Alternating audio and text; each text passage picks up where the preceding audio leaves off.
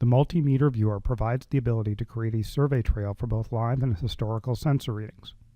This data can be multiplied against a coefficient in order to normalize and/or maximize an associated weighted color gradient track.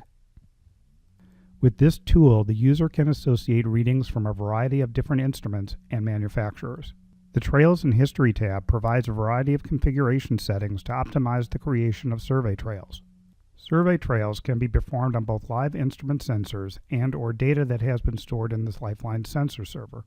The first step in creating a live survey trail is to select the instrument for the desired survey. From the Live Meters tab, right-click the meter's display and enable its survey trail mode. Within several seconds, a time slider will appear within the Google Earth viewer indicating sufficient data has been gathered to start a survey trail. To view this trail, right-click on the meter's display and select Locate on Map and Load Web Info. With the map now zoomed to the meter's location, the time slider animation option can be turned on and the time slider adjusted to reveal the acquired readings and locations. Zooming in or out of the map may be necessary depending on how many data points were captured and/or the distance between the points. To create a historical survey, it will be necessary to know the unique database ID number of the meter. From the Trails and History tab, click the Fill Activity List and Select button to fill the table with all possible meters available to create a historical survey based on your logon credentials. Click on the desired meter in the table. Next, determine the date and time range for the survey. There are two options for picking the historical range that can be selected within the History Query Settings area. With the Use from Date to Now checkmark in place, a historical survey can be created from the date time selected in the Survey Oldest Date From to the time when the Build History KML button is pressed. Alternatively, the checkmark can be removed to select a survey date range. To see the survey on the map, select the Map After Building option. Next, press the Then Build History KML button. An information page is displayed verifying the correct meter to build the KML map layer from. Select Yes to continue. The message window will show the results of your survey build with the number of survey points or fixed counts acquired during the historical period. To view the survey on a map, either select the Locate on Map from the Live Meters tab if the meter is live, or copy and paste the coordinates from one of the data points into the Fly Here window in the Google Earth viewer and press the button.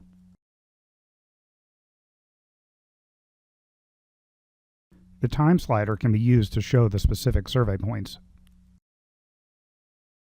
Clicking on any of the survey points will reveal data on the specific acquired reading.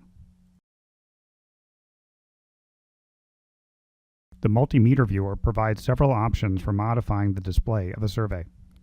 The Draw a Line Connecting the Fixes option turns on and off the trail line connecting the survey point fixes. This may make highly data-dense maps easier to read. The Build Timeline Interactive Time Slider option turns on and off the time slider. The Label Each Place Mark with ID and Meter Source option will add the specific reading source ID to the survey point should further analysis be required on a specific reading. Large quantities of data from even multiple meters can be built into a KML map layer. This process can be immediately terminated if the range is found to be excessive by selecting the Stop Building checkbox. Surveys have the potential of creating many overlapping data points, especially if multiple instruments are tracked in close proximity of each other. The MultiMeterViewer can limit the display survey points to improve map usability. In the Trail Settings for the Online Devices section, multiple choice types of breadcrumb trails can be selected. The live trail will display the last selected number of survey points, which will be updated based on the map refresh rate set in the Filters and Settings tab. The Grab the Last Number of Selected Survey Points will sequentially display these cluster points each time the map is updated as set by the map refresh rate. The Lifeline MultiMeterViewer Normalization tool provides a versatile tool for equating and scaling instrument historical readings. For radiation, the dose rate along with the instrument's efficiency factor can be used to equate readings across instruments and manufacturers. First, generate a history dataset for the instrument.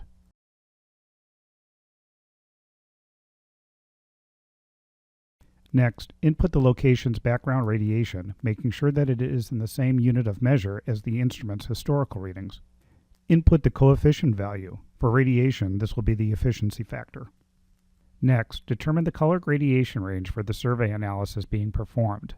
One method for maximizing this range is to look at the acquired data and determine the highest and lowest values and apply those to the max and min settings. Click the Apply Values button to build the algorithm, then the Calculate button to formulate the values. Push the Build KML button to create a KML map layer and apply it to the Google Earth view.